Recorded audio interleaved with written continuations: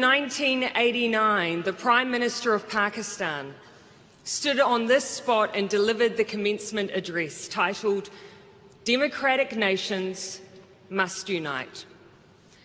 She spoke about her journey, the importance of citizenry, representative government, human rights, and democracy. I met Benazir Bhutto in Geneva in June of 2007. We both attended a conference that drew together progressive parties from around the world. 7 months later, she was assassinated.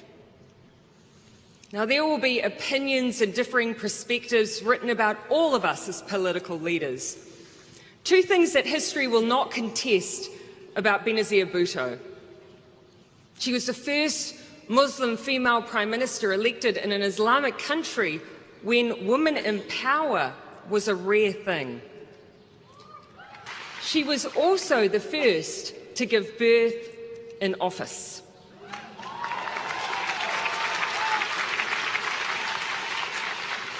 The second and only other leader to have given birth in office almost 30 years later was me.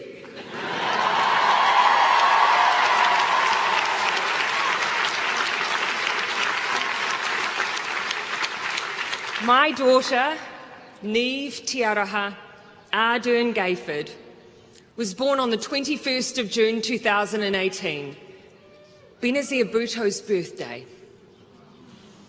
The path she carved as a woman feels as relevant today as it was decades ago. And so too is the message she shared here in this place.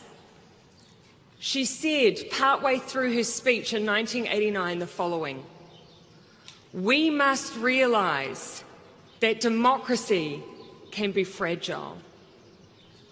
Now, I read those words as I sat in my office in Wellington, New Zealand, a world away from Pakistan.